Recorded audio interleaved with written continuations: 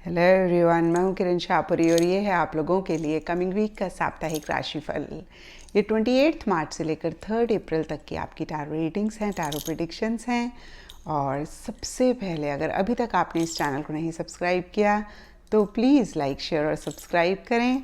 इसके साथ साथ अगर आप डेली टैरो रीडिंग में इंटरेस्टेड हैं तो आप मेरा इंस्टा पेज भी विज़िट कर सकते हैं, जिसका लिंक आपको नीचे डिस्क्रिप्शन बॉक्स में मिल जाएगा।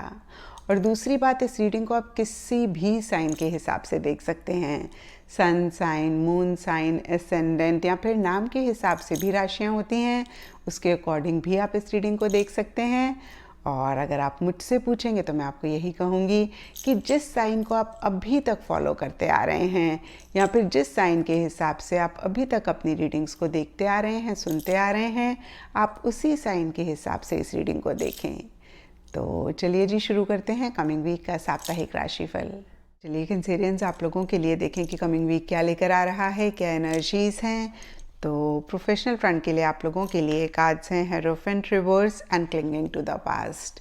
और देखिए, हेरोफेंट का कार्ड कहीं बहुत रिजिड, बहुत फिक्सेटेड एनर्जीज़ की बात करता है। किसी भी लेवल पे किसी भी तरीके के एडजस्टमेंट्स, कॉम्प्रोमाइज़ नहीं करने की बात करता है।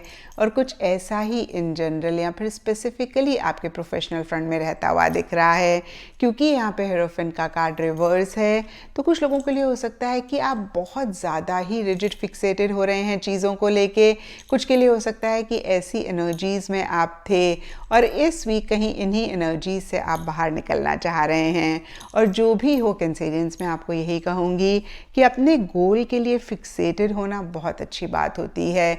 विल पावर, डिटर्मिनेशन रखना बहुत अच्छी बात होती है। लेकिन इन द प्रोसेस अगर हम चीज़ों को लेकर रिजिड हो जाते हैं तो हम और ऑप्शंस और चीज़ों को नहीं देख पाते हैं। और कहीं देखिए, इन द प्रोसेस अच्छी चीज़ें अपने पास आने से रोक देते हैं। और कहीं हमारे डिसीजंस, हमारी चॉइसेस भी सही नहीं होती हैं। और अगर ऐसा आप भी कर रहे हैं तो ज़रूर इस चीज़ को चेक करके करेक्ट करें। यानी कि देखिए, अगर आप ओल्ड इज़ गोल्ड वाली एनर्जीज़ में हैं तो बहुत अच्छी बात है। लेकिन अगर आप लकीर के फ़कीर हो रहे हैं, जहाँ पे आप अपने आसपास चीज़ों को नहीं देख रहे हैं, आपको ऐसे लग रहा है बस यही चीज़ चाहिए, बस यही होना चाहिए, इसके अलावा कोई भी चीज़ ठीक नहीं है, तो मैं आपको यही कहूँगी कि देखिए, हम एक लिमिट तक देख पाते हैं, यूनिवर्स बहुत दूर तक देख पाते हैं। तो हमने देखिए अपना विजन बनाना है, लेकिन हमने और चीज़ों के लिए भी ओपन रहना है। कहीं हमने अपने आप को सब चीज़ों के लिए क्लोज नहीं कर लेना है। और देखिए, शायद इसीलिए यहाँ पे क्लिंगिंग टू द पास्ट का कार्ड कहता है कि पीछे अगर कुछ इश्यूज़ हुए, मसले हुए, या फिर चीज़ें आपके हिसाब से नहीं हुई, या फिर कोई गलती आपसे हुई, आप उसके ऊपर बहुत ज़्यादा फोकस कर रहे हैं और मन ही मन आप परेशान भी हो रहे हैं। और यहाँ पर भी देखिए, जो भी चीज़ें आपकी लाइफ में ठीक हैं, अच्छी हैं, उन पे फोकस करना बहुत इम्पॉर्टेंट है। अपनी एनर्जीज़ में एक शिफ्ट लाना बहुत इम्पॉर्टेंट है। और देखिए, कुछ लोगों के लिए हो सकता है कि किसी बड़ी ऑर्गेनाइजेशन, किसी बड़े इंस्टीट्यूट के साथ आप जुड़ना चाह रहे हैं और उसी से ही रिलेटेड कुछ इश्यूज़, कुछ मसले हैं। कुछ के लिए हो सकता है कि जो भी एल्डरली लोग हैं आपकी लाइफ में, बहुत मैच्योर लोग हैं, उनके साथ कुछ इश्यूज़, कुछ मसले आप फेस कर रहे हैं। और देखिए, ये कार्ड कहीं गाइडेंस, एडवाइस, काउंसलिंग की भी बात करता है। तो कुछ लोगों के लिए हो सकता है कि आप किसी से गाइडेंस, एडवाइस, काउंसलिंग लेना चाह रहे हैं, नहीं ले पा रहे हैं। और देखिए, मैं आपको यही कहूँगी कि कोई भी चीज़ अगर आपको परेशान कर रही है, या फिर आप क्लियरली नहीं देख पा रहे हैं, क्लियरली चीज़ों को नहीं समझ पा रहे हैं, तो जिस भी इंसान को आप ट्रस्ट करते हैं, या फिर जो भी एक्सपीरियंशियल इंसान आपकी लाइफ में हैं, आप उनसे ज़रूर बात करें, आप उनसे ज़रूर डिस्कस करें। एंड पर्सनल फ्रंट के लिए आप लोगों के लिए कार्ड्स हैं judgment reverse and the rebel. तो देखिए, जजमेंट का कार्ड कहीं एंडिंग और बिगनिंग की बात करता है, डिसीजंस और चॉइसेस भी लेने की बात करता है, बहुत ही लॉजिकली चीज़ों को डील करने की भी बात करता है। और कुछ ऐसा ही आप लोग करना चाह रहे हैं। लेकिन फिर से देखिए, यहाँ पे ये भी कार्ड रिवर्स है, तो इसी से ही रिलेटेड इश्यूज़ और मसले रहते हुए दिख रहे हैं। अगेन देखिए, थोड़ा थोड़ा सबके लिए डिफ़र कर सकता है। कुछ के लिए हो सकता है कि किसी चीज़ को एंड करके एक नई शुरुआत आप करना चाह रहे हैं या फिर कोई एंडिंग बिगनिंग हो रही है जिससे रिलेटेड मसले और इश्यूज़ हैं। और देखिए डीपर लेवल के लिए रिबल का कार्ड कहता है कि जो भी रिस्ट्रिक्शंस हैं, जो भी लिमिटेशंस हैं, आप सबको तोड़ के अगेंस्ट द टाइड जाना चाह रहे हैं।